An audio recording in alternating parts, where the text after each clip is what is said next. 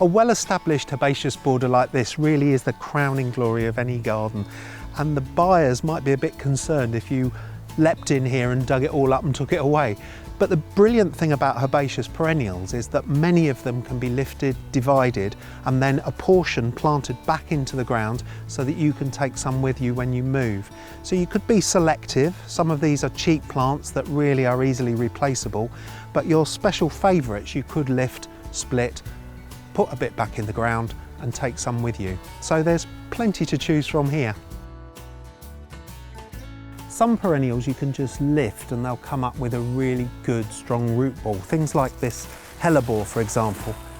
You look at this has just been lifted straight out of the ground, and it's a dense solid root ball, really hard, and just simply put that in a plastic bag. You could tie around here with some string if you wanted to, but that's ready to move, and it's simpler rather than taking too much time and fuss over potting it up. So that can move exactly like it is.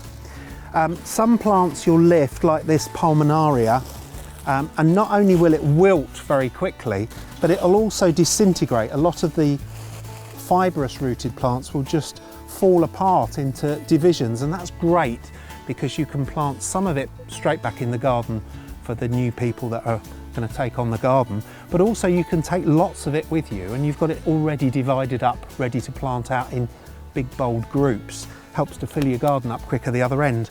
But the best thing to do with things like pulmonaria is they don't really need that wilted foliage, and once it's wilted it will actually be taking energy from the plant, so you can simply cut that foliage off. As long as you've got a nice bit of root system, you've got all the new shoots that will come from low down. So just tidy these pieces up and pop them straight into a pot, but don't fill the pot with compost and waste compost. Just fill the bottom part of the pot with some compost, pop the roots into the bottom like that, and then fill in around the roots. And all of these divisions here can be just simply tidied up, the tops cut off, popped in that pot, and you can take them loose in the compost like that. Easy to then plant out when you get the other end. So that's the pulmonaria. And then the other sorts of perennials are things like this lamium.